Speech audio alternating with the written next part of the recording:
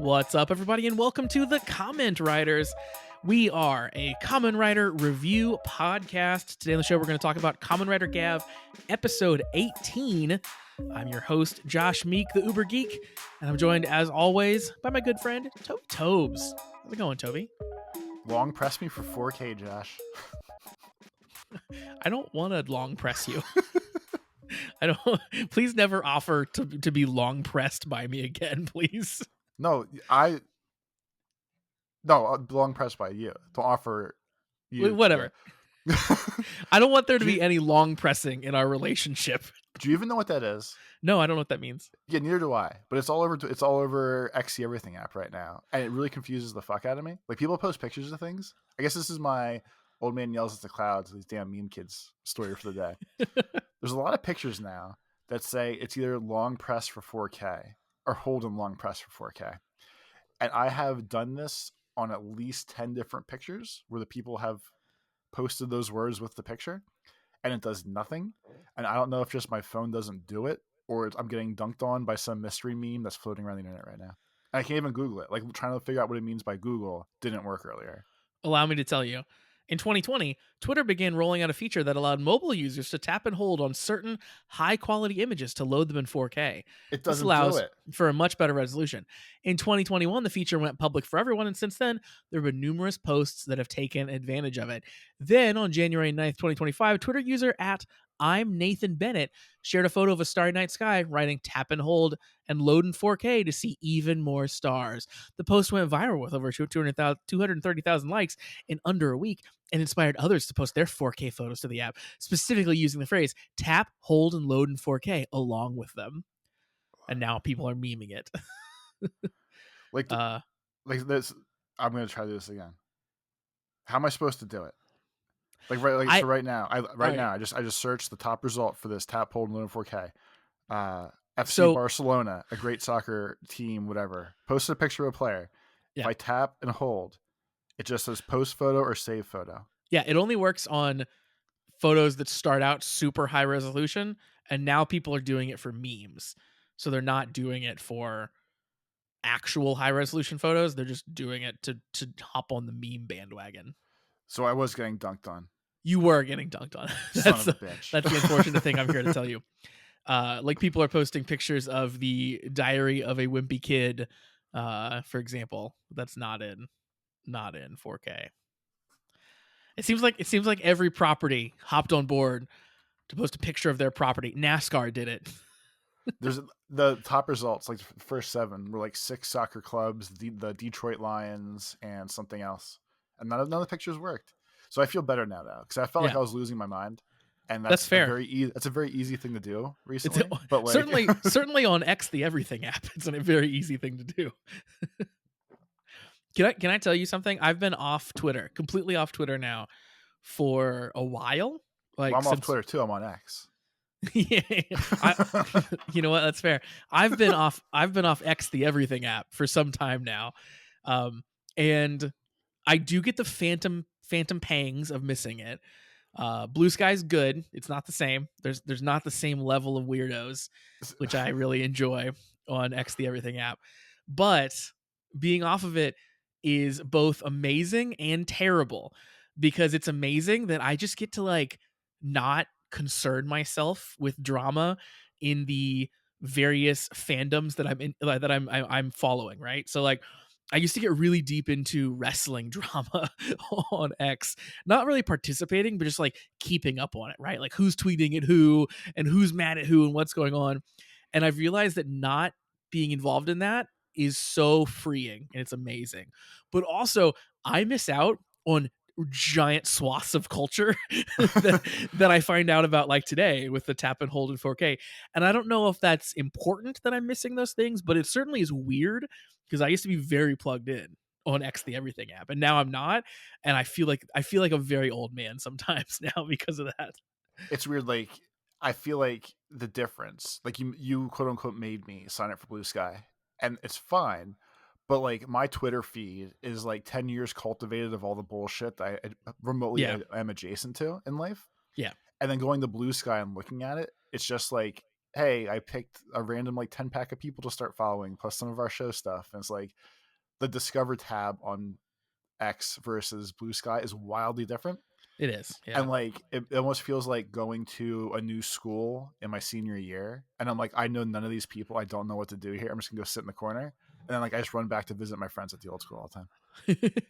One of my main uses of Twitter and then X, like, I think that I use the app a lot differently than a lot of people because, like, there were parts of it and there have been times of using it where I want to, like, actively interact with people and, like, talk to my friends and stuff. But a lot of times me using X is just me shouting things that make me laugh into the void. Like, I'm not expecting anything to come back from this. It's just I'm trying to pop myself is all it is, right? Like I want a place where I can write down funny things that pop in my head. And Blue Sky scratches that itch perfectly, right? It's a place where I can just write down the funny things that I think of. And then like a week later I can scroll back through and be like, that was funny. But you're right. It does feel like you went to a new school and you don't know anyone, and it's like everyone kind of looks the same, sort of, but it's different faces. And you're like, oh, you're the local jock here. Okay, I get it. You're different than the one that was at my old school, but I get your whole vibe. Like I understand. Uh, but yeah, that's it's gotten better because a lot of the people that I did follow over on Twitter have come over to Blue Sky now. So like some of the people who I would like actively pull up their profile to look at are there now. But yeah, for the most part, it's like it just feels a little bit quieter. It feels a little bit more sane, and both of those things are negatives. I think so far, but it'll I get there. You know, I don't even you'll think it start feels following more people. sane. I feel like I find at least presented to me as a wildly different whole of people complaining just about different things. So Fair. I feel like it's almost the same. Like the school lunch is still the same shitty whatever it's called, Sedesco. It's still like get bringing like the pizza every Wednesday. Uh huh. But it's just like it's just a different atmosphere around it, I guess. I also think that the feed that I cultivate in my the feed that I cultivate in my ego is different than the feed that my id wants. If that makes sense to you. So like I definitely like when I'm thinking about what I want to look at on the internet, I follow a lot of things that are about like retro gaming and stuff that's not very like drama filled, and a lot of things that are like posting like pretty pictures that I can look at. But then really when I open X the everything app and it's 3 in the morning, I want to see that. I want to see that dirty shit. You know what I'm saying? Like I want to see that stuff where it's like just weirdness. Like so definitely the things that I click on to follow are different than the things that I actually want to see sometimes too. I want to see drill tweets. That's really like all I actually want to see. Are you familiar with drill? Yeah, I think he came over. Drill is like one of the OG like Twitter shit posters that Yeah. like it never makes any sense, but No, it's just like a thing. exactly. Uh, so him being on Blue Sky was one of the things that was like, all right, I can be on Blue Sky now. I'm ready. It felt safer over there. It did, yeah, for sure. Yeah, it's interesting. And also this whole like migration from X has made me just stop using social media as much as I used to, which is also an interesting, weird place to be because then it's like, what do you do on the internet then? Like, I've sort of forgotten how to internet when it isn't social media based, and that's been a fun thing to sort of rediscover. I just don't know. I'm just scared over here, and that's all. It is. So looking through my Discover feed right now Uh huh. is a lot of all sides of political complaining. A lot of hey, here's 4 Pokemon that relate to your name. Post these things, and a lot of people posting like for whatever reason. My whole Discover thing forever is just like it seems to be indie game devs all bitching to each other about how making indie games is horrible, and yet like the best thing ever. Why don't more people do it? Nice. Okay. Yeah, and then I go over to Twitter, and it's like, hey, here's sports stuff and hardcore bands saying what bands give you goosebumps. And then this person posted a picture of like a kiwi and ice cream, and That's the thing that I've become just like completely allergic to. I feel like at this point in social media is the engagement farming, like you said, like what bands give you goosebumps, like the things that everyone like hops on the bandwagon for that they didn't come up with, but they're just doing it so you'll reply. I hate that. And I hate the stuff where it's like I'm saying something intentionally inflammatory just so I'll get responses. Like all that stuff is awful. And I used to not recognize that when I would see it, and now I do, and I just can't can't abide by it anymore. I think that's my old man yells the clouds moment for the day. Yeah, yeah. It's a certainly a fun one. I'm excited for the next uh what are you laughing at? I don't know, for whatever reason that made me laugh. He was like, "Yep, that was going, buddy. Okay, let's go."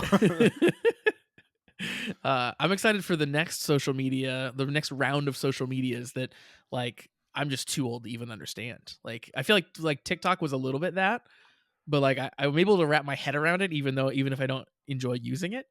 But I'm excited for like what the kids get up to next. That'll be just leaving me behind entirely. Yeah, I think I just want to be left alone with all of it.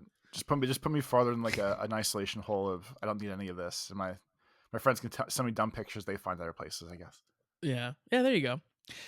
My wife has fully um, retreated to Instagram, and she has completely accepted that she gets all the funny jokes like a week later, and she gets them filtered down to Instagram, and that's fine. That's an okay place to live. My wife also looks at Threads way more than I thought she would. That's weird. Threads is a weird place. I don't know. Have you spent much time on Threads?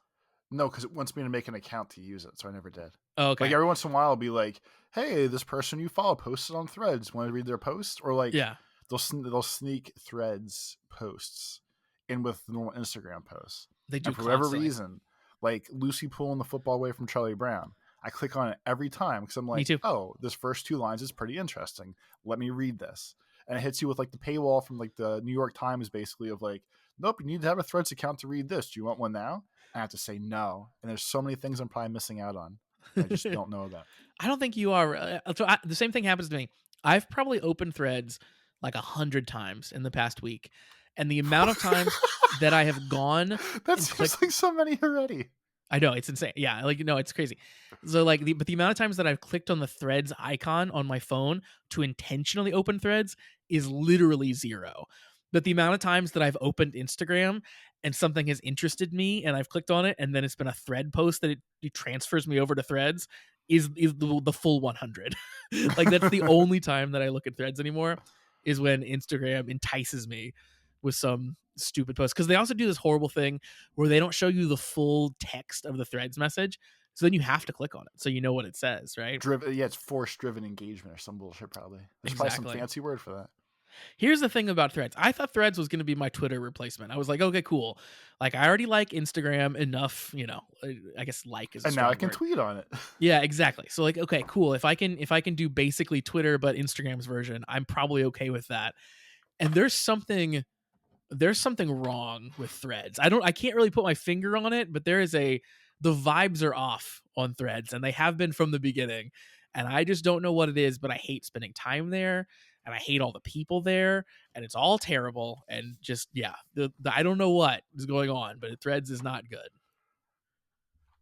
So sorry out there if you guys are thread heads, but those are my deep thoughts on Threads. But yeah, they always get me with those damn Instagram cross promotion things.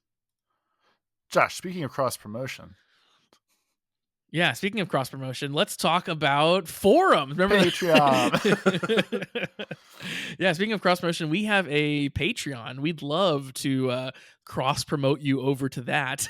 Patreon.com/ the comment writers is where you can find that at. Once again, patreon.com/ the comment writers. $3 a month is our bonus content tier, and that gets you access to our Discord. That gets you access to all of our bonus content that we post every single week. Typically, that's at least 2 pieces of content, and you get to watch things along with us. You get to enjoy our nonsense while also enjoying some tokusatsu.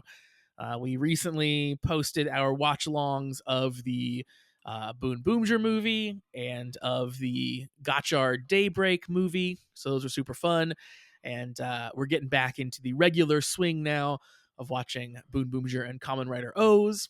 And yeah, so if you want to be a part of that and check out all of our backlog of bonus content, which will take you tons and tons of hours to get through, you can sign up for just $3 a month. And Toby, we have a new little bonus that's been happening for the past week or so.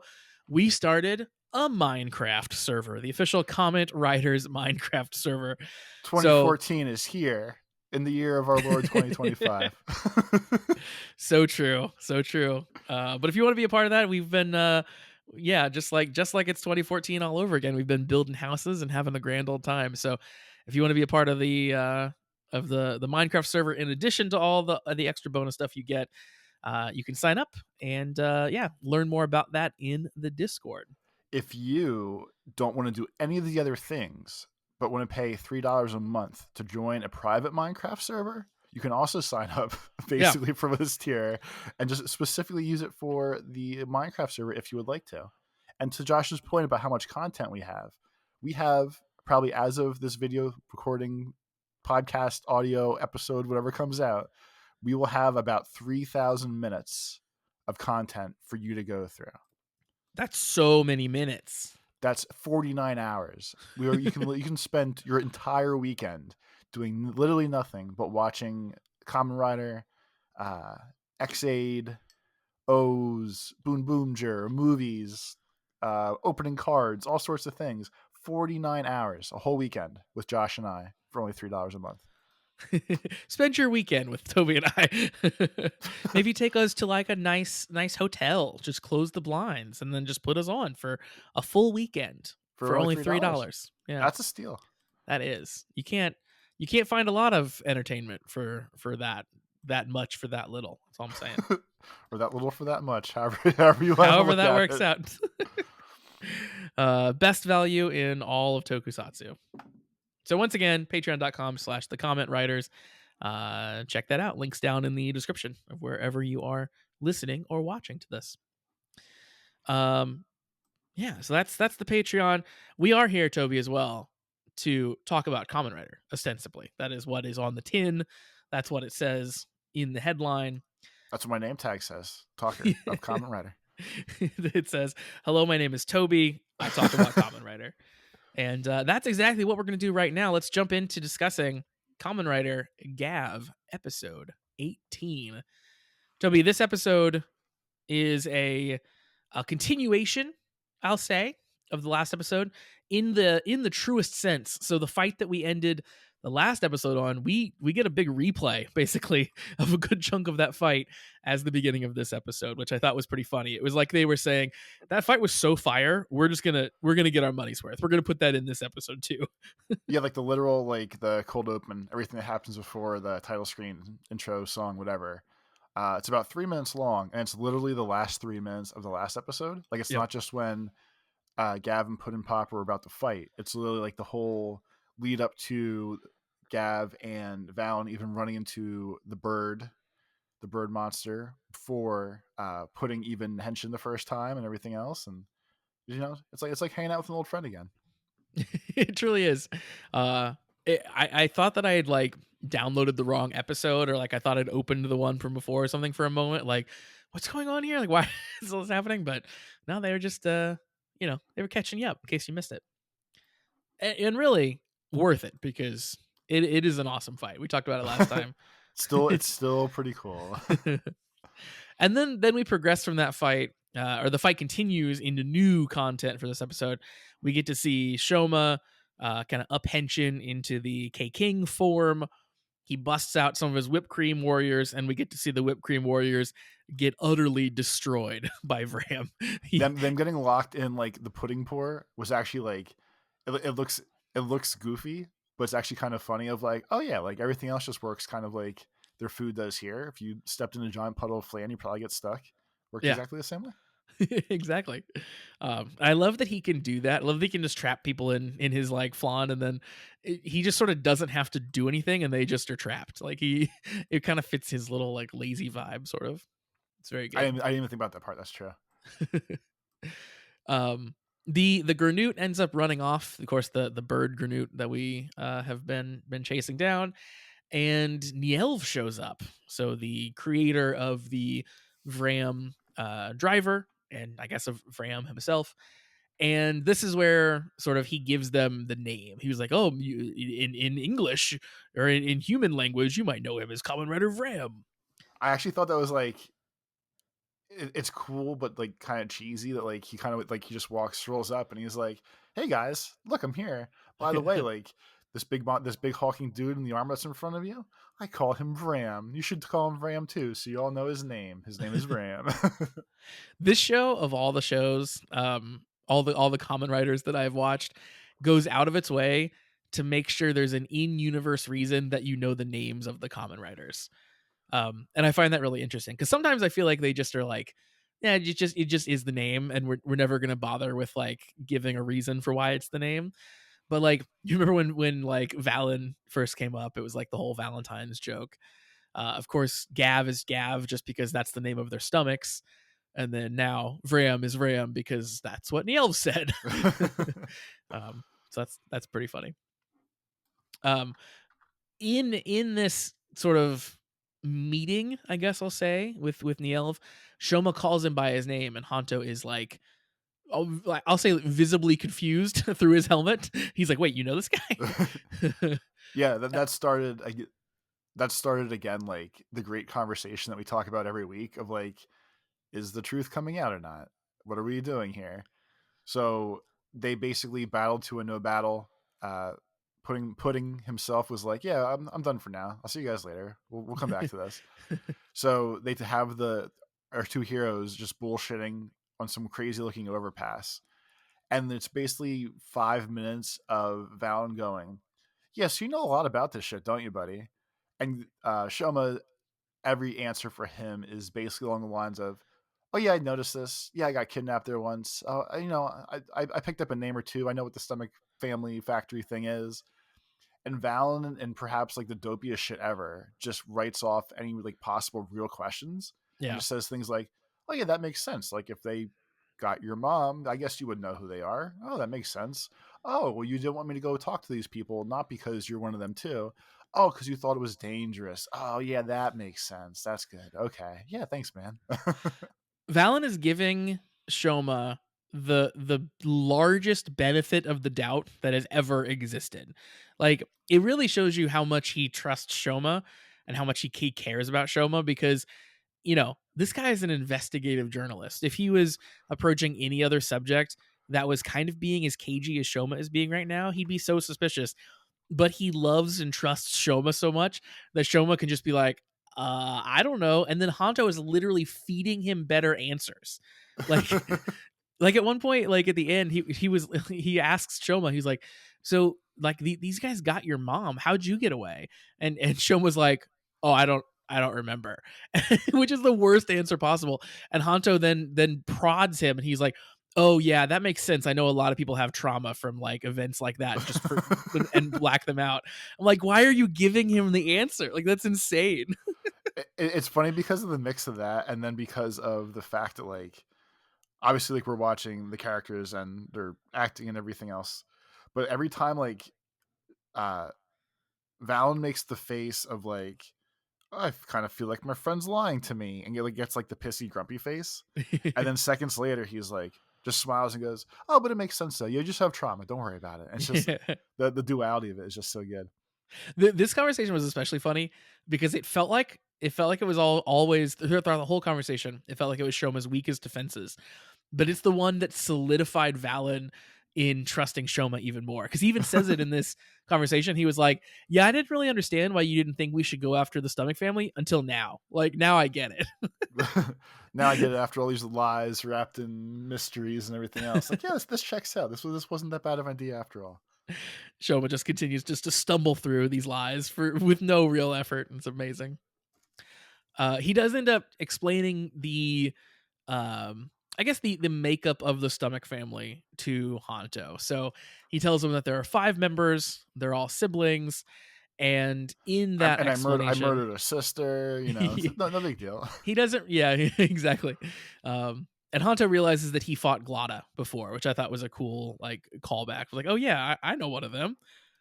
Now that I am piecing this together. The lady that beat the shit out of me. That was oh that's the Glada. I got you. She had she had nice feet. I really like Shoma in this conversation was great. I like Shoma thinking to himself, like I think he literally said like word for word, "Wow, now even like Nielv is showing up to fight us." Well, I guess it makes sense. I did kill our sister. Yeah, like the What a line. the the plain nonsense of it is just fantastic. Of oh yeah, like I guess I did murder one of them. I guess it's only four. Yeah.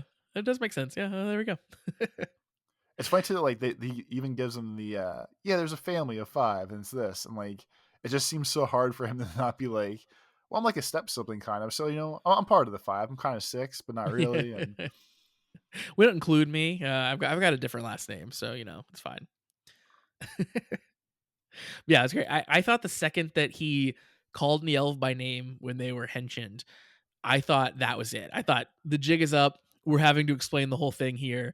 And when they were like sitting on the steps, I was like, all right, this is where it's all going to come out now, finally. And when it didn't, and when Val ended up trusting him even more, I was like, this is insane. I love that it gets even deeper now. they're trying like they're trying so hard where I feel like they want me to yell and get mad and be like, just fucking tell them already. But it's still just it just kind of works still. It's the Yeah. most ridiculous thing, but just kind of works still. Yeah, it doesn't feel unbelievable yet. Like it's funny, but it doesn't feel unbelievable that he's still fooling him about all this. After the fun stairway conversation, we get to head over to Suga's lab, and Suga is having a wonderful time because he's getting to check out both the Vram driver and Vram himself. He at one point in this meeting um, says that he wants to look at a Granute up close, and then says, "Sorry, personal space, but I've got to do this." And he lifts up his shirt and pulls out the little key thing so that he will transform into his Granute form, and then he puts it back in place so he goes back into human form, and then he's like, "Oh, that's cool." And I thought that was amazing. Like it feels like a Granute would find that to be incredibly offensive. And it's, like, at least he got lucky where like Login 9 is basically just so I don't give a fuck about any of this kind of thing. Yeah, yeah. Where it's just okay. But like he did it like he lifted his shirt up and like I would assume like the gavv is in them enough in a way where like if someone put their finger in my mouth, I would notice like my actual human mouth. I would think so. Yeah. And it seems like the same thing. Like, oh, you have gum in your mouth. Let me have it. And someone sticks their finger in your mouth and pulls it out. Like that seems really off-putting. And that's not assuming that like it actually feels like someone putting their finger in your stomach and pulling stuff out. Or Yeah, that's true. I didn't even think about that aspect of it. That's very funny. Um, in that conversation, I think Niall was like, I'm like a living Granute too, right? And Suga's like, you got me. I love Suga. He's continues to be one of my favorites, and I want him to have more screen time because he's always great. But yeah, they're keeping him around. So I think he at some point he's gonna play a bigger role here. But I do like him a lot. Next up, we find the Granute, who in Runaway is trying to attack people again, but everyone that she encounters, trying to pull her kind of red scarf gimmick that we saw from last episode, everyone she encounters runs away scared. And it turns out in a hilarious scene, Hanto and Shoma drew a crayon photo of this girl and posted it on Twitter, and it went viral. So everyone now knows that a woman with a red scarf is one of the monsters that's attacking people. So they're all running away scared. so I was just clicking back through the episode because I want to look at the artwork and look at fake Twitter that they have. At least in the one sub they translate it. It says, if you see this woman in a red scarf, stay away. She's one of the monsters abducting people, and they post the picture. But the best parts are the hashtags. Is one is please share, and the other one is hashtag monsters. I wrote those down too. Yeah. Hashtag monsters. I love their version of Twitter where hashtag please share hashtag monsters works. And everybody's like, all right, yeah. I've been following the hashtag monsters hashtag to learn all about the monsters all throughout the city. So That's Yeah, perfect. I mean, there's obviously definitely people going the other direction with it of like, oh yeah, I want to see the fucked up monsters. What's out there? What's going on? What's your favorite thing to do? I just like to browse the hashtag monsters, see what's up. That seems really good. And this also kind of started the part where like, um, we know she's obviously very intelligent and a very good leader for the whole situation, but Sachika did an amazing job of being like an actual boss of like, oh shit, I almost got kidnapped. You guys helped me. That was cool. And then she just sits there instead of being like stupid and weird about it. She just kind of powers forward and is just like, oh, so if we want to catch these people, like this could be a good plan. Or we should make people make sure no more people know who this is. And like she does a very good Yeah.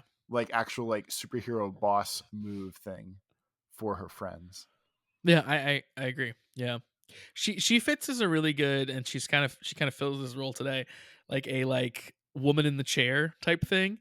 Like we see it in comics a lot where it's like, it'll be a character who stays back at the base, but then like has like satellite feeds, right? Is it has Batman's ear and it's like, all right, you need to go do whatever on whatever street, like kind of like, all right, I'm sending in the reinforcements, like that person. I feel like she fits that role really well. She doesn't even know she's doing it, but she's doing it for them. Yeah, like she's just talking it out. And then like later she's like, "Oh, we got a sighting of the monster." Next up, we got an interesting little scene. I don't know if you noticed it, but the Granute, the bird Granute, is talking to Laga 9. The Granute is like obsessing over the dark confections, right? Like, I need them, I need them, I need them. Oh, I noticed because it sounded like she was having an orgasm talking about it. She Yeah, was yeah. so overly excited, like, "Oh, it's not even delicious. It just feels so good in me. Oh my god." Yeah, it feels like all tingly all over my body. It's like, yeah, I know what that's about. I gotcha. During that scene, there was a brief moment where Laga 9 thinks back and has a little flashback where someone is freaking out to him about dark confections, and he's like holding them by the arms and shoulders. And I don't think it's a character we've seen before. They're both in their Granute forms. So I think that's a little bit of a like a glimpse into the past of Laga 9. What if it's a flash forward instead of a flashback? Oh my god, it's lost all of a sudden. But I thought that was a nice little touch to like start to introduce us to learning more about him, and I'm sure we'll get way more of that scene later on. So it was so blurry or like darkly lit, spooky vibed that I wasn't sure if it was something that we already saw. I just don't remember because it was dark or like, oh, we're supposed to know who that is. That's so and so, or what was going on there. But I'm I'm I sure believe you. someone will tell us if that's the case and tell us that we're wrong, but I think it was new. Is People my love to do that, so I welcome it. The Granute flies off after this and attacks the city with a giant windstorm. Basically, the plan is to blow all the people towards her and then eat them from there, which is not a great plan because these people are not going to be very happy. And she even says that. I was like, "Yeah, it's not going to be the best specimens, but hey, at least at least I'll get some bodies." At least we're Uh, doing something here. yep. And of course, Hanto and Shoma, track her down, get sucked up in the windstorm, and get ready to fight. But Vram shows up at the same time, and I loved Vram starting this fight by literally saying, I don't want to do this again. Let's make this the last time." I'm already over this shit. Let's go do something else. We also get very elaborate henshins here for all three common riders. We go through like the full like animated version of everybody's henshin, which we don't always get, which I thought was neat. And Vram like plays with his hair during his henshin in this, I which was noticed awesome. Yep, that was the my main takeaway of say when he's in his little bubble. He does like the like how Superman has his little hair tassel in the front. If you Yeah. pictured how he would make it, that's Vram's henshin of like it's almost like the bored Valley Girl vibe that used to be presented of like popping bubble gum, twirling your hair like this, whatever. Like, sure, let's fight. I don't care. Let's do whatever. That's totally what it is. Yeah, it's really good. It's perfectly in character for him. This fight, I felt like it was a very cool fight, like most of them lately have been. They do some cool things with pallets, like balancing on pallets and like pointing a pallet at someone's chest and sitting on top of it and stuff. But after I praised them last week for their drone footage, we get some really awful drone footage in this fight. How they use the drone is actually very cool, but for some reason the footage is just really low quality, like to the point where they probably shouldn't have included it. But it looks pretty bad. But we get to see Ram use his bow for the first real time too, which I thought was pretty cool. I think that's a neat weapon. I the first time you used it, it didn't click of what it reminded me of. As I saw it throughout the rest of the fighting scenes, there was a real shitty Nerf bow and arrow that I Yeah. had as a kid. That basically like it was just like it pushed out the air like a Nerf gun would do, but it looked real shitty and cheap like that almost. And I was real excited. I was like, "Oh, I had this toy as a kid. This is a good flashback." I had that exact same Nerf thing, and it was garbage. My memory of it is like it barely fired the arrows. But yeah, I it does. It's even the same colors, really. Yeah, I think that's what triggered in my brain. According to the internet, a vintage one from 1991 is only $35 on eBay. But I'm gonna send you the picture real quick. Okay. I want you to. This is the one you're talking about, right? Yeah, yeah. I think mine might have been a slightly different color. Okay, but yeah, so Eh, like, but yes, those giant Nerf arrows, that stupid handle. Yeah, this is exactly the one that I played with for sure. if you're wondering what we're talking about, just Google Nerf bow and arrow and look at the pictures, and it's basically like the colors of the '90s, where it's like blue, yellow, and neon pink, all in the same thing, and giant crappy darts. And then just think about the show, and you'll go, "Wow, that is the same thing." I agree, Yeah. Toby and Josh. Yeah, talk right at your computer screens for us. That's what I That's do. yeah. I feel like I'm part of the show. Um, so in this fight, we split up a little bit. And Shanto, Shanto. That's their shipping name. it truly is. Shoma runs off to track the Granute, and I thought it was very cool. The Granute flies up in the air, and he uses his marshmallow form to create like floating words that he can hold on to float up in the sky. And then when he falls back to the ground, the marshmallow form lets him bounce, so he's protected. Very cool use of one of your forms. Yeah, like their half of it. The only part I want to talk about the other fight is it seems absurd to me. Like I know Valen's whole thing is like, no, I'm as strong as you. We got this. Teamwork. We can do this. It seems insane to me that Shoma, the stronger of the two, the actual person that is a Granute Henshiner Gav person, says, I'm gonna go after the weaker one. You fight Yeah. this brand new dude that kicked both of our asses together by yourself, and I'll be back. Yeah, it is a truly insane tactical move here. Hey, remember when we both couldn't take this guy? You got this, right? Truly crazy. And no, he doesn't got this. Because yeah, we cut back to that fight, and again, we Vram he fights very very cool. I think that probably is a lot to do with the suit actor, which we talked about last time. And I think Vram's fighting is very cool here because he's a very up close and personal fighter, but he's got this bow. So a lot of the times he's like shooting that bow at like close quarters range, which is really neat. They both end up losing their weapons for a bit, have some more close quarters fighting, get their weapons back, shoot each other a bunch. Shoma ends up coming back after he defeats the Granute. He does the big caking form, takes down the Granute with a big explosion, saves all the people. Takeshi's not one of them, though, but he saves all the other people. If And you he don't shows, remember, Takeshi is Chika's either uh, friend or family friend or cousin that she was. That's what triggered the whole. We need to find these people last week. right, yeah. And a kid. I'm pretty sure a kid, yeah. Um, so Shoma shows back up to help Honto, and as he does, Vram basically annihilates Honto, hits him so hard he dehensions. He's all bloody. Well, like And the best part of that fight was right before he got murdered with like 30 arrows at once. Uh, Hanto's giving him shit and mouthing off, and he says like, "You're part of that stupid family. yeah, You deserve to get beat up." And Loggy Nine gets so like offended, pissed off, irritated that Val would even remotely think that he was part of that shitty family. That like he actually lets himself get punched in the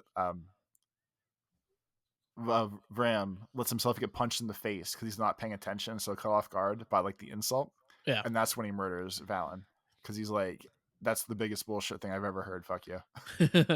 Which is, I think, the biggest tell about Ram so far that we've learned is like, okay, like we knew he had ulterior motives, but he is very anti stomach family. That's the big takeaway here, right? Yeah, He like no was, matter what, like because like my little note for this episode and that conversation is I feel like once a week their little teaser for the future, there's always like one specific little line in one moment every week where they're like, this is the piece you hold on to, and this yeah, is the part we're gonna come back to next week, 2 weeks, a month, whatever. And that was my specific note of that was today's 5 seconds to remember of he was beyond pissed off to even be like remotely compared to the Stunning family. yeah, totally, yeah. I mean, obviously, this one's more obvious than some of the other ones, but like that, this is the main takeaway of this week of like he fucking hates those people. Just keep that in mind as we go on here. Which is important because like up to this point, like he's a bad guy, right? He's fighting the good guys. He is taking humans still. So we've talked about it before. His motives are a little hard to pin down so far without learning more about him. But this is a massive thing to learn of like, okay, he's not just like doing his own thing and trying to further his own agenda, but like working with the family because it's convenient. He actively hates them. So that's very telling. But yeah, of course, Valen then seemingly nearly dies, and that's the end of our episode after we have that big reveal bomb. Everyone seemingly almost dies a lot though, so I'm not super worried about him yet. It still I also seems like am he not could be worried. okay. It's Yeah, just it's something to watch though. Something it to certainly watch. is. Yeah. So yeah, that's a fun episode, kind of continuing on all the storylines from last time there. Toby, let's jump over to some emails here. Um, we have an email address, which is cast@commonwritersucks.com. If you have things to tell us about Common Writer or about anything really, you send those over to cast@commonwritersucks.com. Our first email this week comes in from our friend Shade, Toby. And Shade has the subject line, imagine getting beat up by a guy covered in pudding. That's something to think about right there. That is something to think about. Shade says, hello everyone, it's that time again. Always excited to see men beating each other while covered in candy once a week.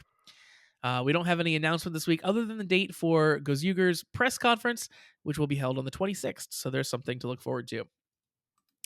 So let's check out what's up with the producer's blog. This time, the blog talked a lot about Kamen Rider Vram, starting with the contrast between Vram's personality and designs. They talked about how even though Vram's character is rugged and aggressive in his fights, there are certain cute details that come with his designs. You've all probably noticed the spoons, but what most people don't notice is that the pudding inside of his belt sways around a bit when he's walking.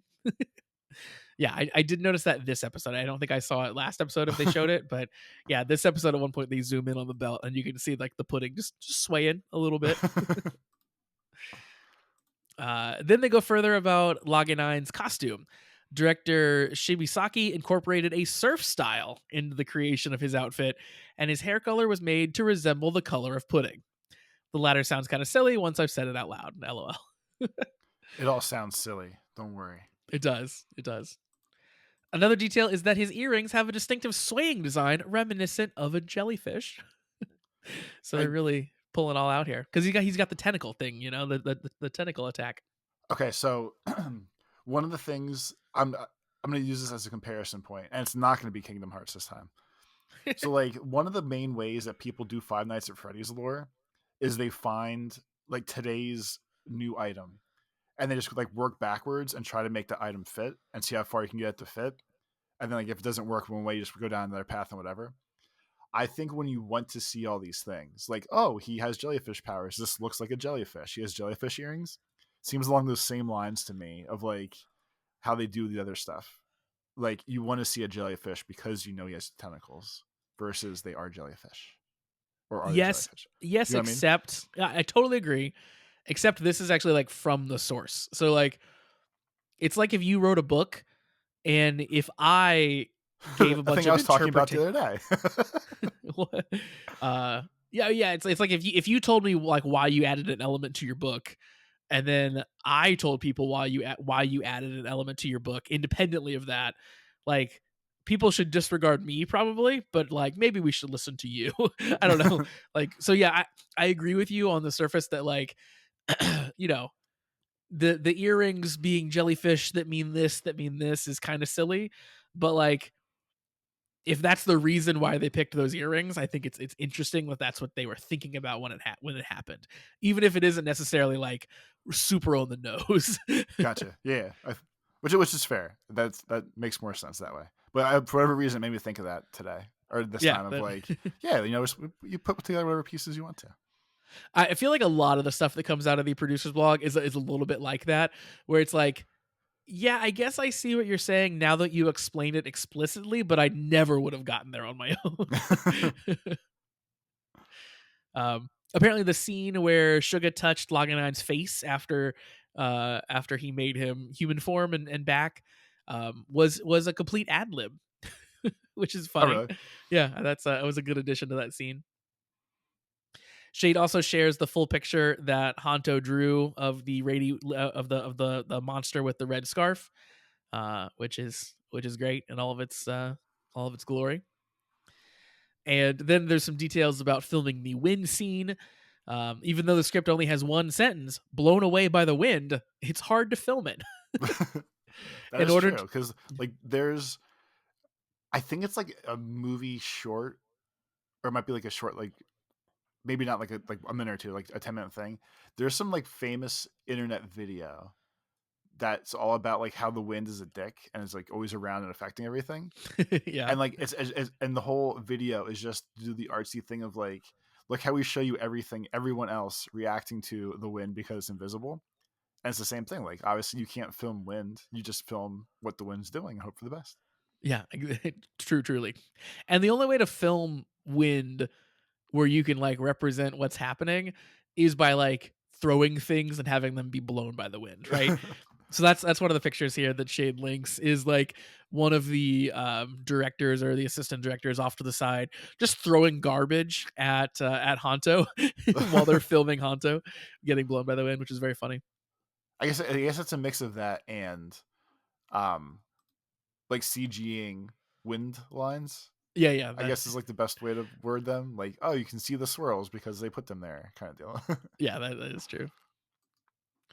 Um, Next up, Toku, who is the suit actor for Vram, shares some details on his portrayal of Vram. It says that Toku said that in order to show Vram's strength through his action, he deliberately kept the number of punches to a minimum and made each blow look heavy. Indeed, Vram's action, slowly closing in on his opponent's attacks without regard for them, and then finishing off with a bang, gave me the feeling of unfathomable strength. The Vram Breaker, which is the bow, which was unveiled for the first time, is a weapon created by Vram. It is designed to resemble the weapon of a hunter who hunts Granoots. Laganine, who has higher physical abilities than regular Granoots, excels at close quarters hand to hand combat, but by carrying a long range weapon, he has no blind spots. According to Atoku, who has used a number of rider weapons, the bow has a fairly long drawstring, making it an easy weapon to handle. So that's good, I guess. Sure. Yeah. Yeah. Whatever they got to do. Shade also links us a few things. Laganine, of course, was Kirame Silver, and apparently he got together with the Kiramager cast and told them he was going to be a common writer, and got them all to do the Got Boost dance, which is very fun. And I think this got shared in our Discord, but the Fantastics did the Got Boost live on TV for New Year's. And it was very dead, boring, not back on the best song ever last year. Yeah, It they didn't seem like 100% jazzed to be performing it. Uh, was New but Year's maybe, Eve of all times. You're supposed to be hyped and crazy and dancing around and boy yeah, banding and that's where if you're ninja, you bust out doing the floss. That's like you bring the big guns. And then finally, Shade links us to a clip that he's calling grilling meat with Shoma and Hanto, which has been translated, which is their we talked about their show before where they cook and they're gonna hang out. So apparently the it has been translated, so or at least one clip from it has been. So All that we'll matters. love to check that out. All right, Shade, thanks very much for the email. Toby, we have one more email Woo! coming in from a returning emailer that you might know as Come and Ride Her, who we decided, I believe, last time to call Carl. Yeah. Do you have any memory of that? Once you said it, I remembered not saying all those words you said first. So you kind of broke the arrangement, but A you little also bit. I had saved it with to remind you who it was. But Carl says, "Hi there, Carl here, back after a There long we go. break. Between vacation, holidays, and my addiction to Marvel Rivals, I've fallen behind on emailing y'all, but let's make it up this week." Toby, have you played Rivals yet? No, I asked you about it, and Yeah, I we have had a enough. conversation about it. I have enough time sinks that I don't have enough time for. That I Yeah. really can't add a game that makes me play with actual people, especially one that I'll get mad at. Yeah. I'm with you. Rivals is a game that I think is very good, and I have really enjoyed. I played it a bit over the holidays, and I enjoyed my time dabbling in it. But I'm the same way. I'm like, this is a game that would require me to like log on and do my dailies, and like it's that kind of a game, and I just don't have that kind of time for all the other fun stuff that I want to do. Right? Like I got Minecraft to be playing right now. I can't be playing. You And see, you know, my list starts there with I need to get on the server that we have at patreon.com/the comment writers, because I feel like I need to interact with the thing I'm saying, hey, people come interact with. But then I have like all my crappy retro achievements to do. I have a Yakuza game to finish and get all the achievements in. Like there's so many things. And most importantly, Josh, Wallace and Gromit DLC comes out for Power Wash Simulator soon, and I can't miss that day one. I have can't. to be there splashing and splooshing with him. This show started with you trying to press me for 4K, and now you're splashing and splooshing, and I just Yeah. don't know. I don't know what's going on today. We call this a character arc. We do indeed. Speaking of character arcs, Carl has some business ideas / content ideas that he would like to share with us. Toby, first up is a merchandising idea. In a previous post, you discussed merchandising, which got me thinking about a fun and seasonal idea. Yeah, that's what started this whole nightmare path with you. I agree. Let's hear some more. That aligns perfectly with the current season of Gav. You and Toby could take full body photos of yourselves, so starting off a little scary, create acrylic stands, and package them with a festive red ribbon. Imagine the charm of having Comet Riders as unique Christmas ornaments for next year. Not only would they make for delightful tree decorations, but they would also spark a great conversation, allowing fans to proudly say, "Those are the Comet Riders." It's a quirky, memorable idea that captures the spirit of the season and your podcast's personality. So that's a wonderful idea, actually. Like make us the captured dark confection humans. That'd be very funny. It's funny. So because this is coming from this person specifically, when this started, like, oh, put yourself wrapped in ribbon and everything else, I instantly went to the OnlyFans thing again, and I was like, I'm not getting weirdly naked for Gav and like eating food or something. Me either. And then so I'm glad we swerved this. Me too. Yeah, when I read the first line, I was like, okay, well, this is dark and sinister, and then it was actually like kind of a cute idea. If that was doable in any easy way, I completely agree. That's a good idea. Like for real, I actually think that's a good idea. The next one is ride or slide. This concept puts a Kamen Rider spin on the popular smash or pass video format. No, it's hot or not. All right, we're going all the way back. We can do slide or slide, or whatever the hell it was. Ride or slide. Yeah, but it's a hot or not comparison. We're going back to my time. I agree. To keep it family friendly, you could frame it as choosing which Kamen Rider's motorcycle you'd ride. If you're aiming for a more adult tone, you can playfully explore which Kamen Rider you'd ride. Thanks for putting that right on the nose there. And then from the director's blog, in this week's episode, Shoma introduced a new technique to defeat the bird-like enemy. The Bukkake surprise. What are we doing here? All right. The director revealed that the inspiration for this move came from his own creative process with the help of his wife. Believing it would be a fitting addition to Showa's arsenal, the name also serves as a playful pun on how the word cake is pronounced in the show. Until next time, a ride worth returning to. Sincerely, Carl. This is Toei. Carl made me say Bukkake surprise on the show. So someone isolate that. And that's the email section. Cast@commonwritersucks.com is the Don't email you want to be address. part of this? If you want to, you, not Josh. You like the rest of everybody else. if you want to sign your name next to wonderful emails like that, send them along. We clearly will read them. Josh has no filter. None. We enjoy all the emails we get right now. So now is the prime time to send us a horrible email and get it read, versus like if there's too many emails and we just skip yours. So like now is the best time to be doing the things that are being done. That's true. Get it in now before we get bigger and we start filtering. Now's your chance. Toby, I think that is going to wrap up our wonderful discussion of Kamen Rider Gav episode 18. Do you have any final thoughts for us about the episode or life or anything else? Maybe next week will be the week that Shoma finally tells near dead Valen for like the third or fourth time now. Hey buddy, like you're getting killed because of me, kind of, just so you know. By the way, I'm everything that you hate. Let's still be friends. And like especially with like making up the excuses today too, the longer that goes on, the more they have to write Valen hating him for making this go on so long. Oh So yeah, like it's just getting worse as it goes. yeah. The betrayal grows every week for sure. Yeah, and the longer they let Valen go down the hole of like, no, you just did it because of trauma. Like I got it. You're cool. Yeah, it's just gonna get worse and worse. All right. Well, that's gonna wrap us up. Toby, why don't you tell the people where they can find you on the internet? On XD Everything app, it's at Life of Tobes. On YouTube, it's Tobes Plays. On Retro Achievements, it's Tobes Plays. And on Blue Sky, it probably doesn't matter. You should just follow the comment writers, because I probably am not going to post that much on there anyway. It's very scary over there. And I'm going to be posting solely on Blue Sky, but still probably not that much. You can find me at meek.lol on Blue Sky. Of course, follow the show on Blue Sky, which is at commonwritersucks.com. And yeah, please follow the show on all your various podcast platforms. Every time you heart it or share an episode or review it or thumbs it up, wherever it might be, all those things help. So yeah, feel free to do that. That'd be wonderful for us.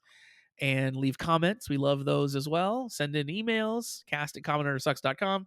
And finally, sign up for the Patreon if you are interested in getting more of this nonsense. Patreon.com/thecommentwriters. Every time you do one of those things that Josh says, Gochizo gets his wings. And if you really think about it, that means that they die in this sense, versus like just a angel helping somebody getting their wings, like It's a Wonderful Life or whatever movie that was. But you have to look past that and help Gochizos get to Gochizo heaven. It's very important for all of them. By murdering them one by one, slowly. By smashing that like button, you're smashing a Gochizo into the sky to be with his friends. And that seems like a nice thing to do. The only good Gochizo is a dead Gochizo. And with that, everybody, we hope you come back next week to talk about episode 19. Have a good week, everybody. Peace.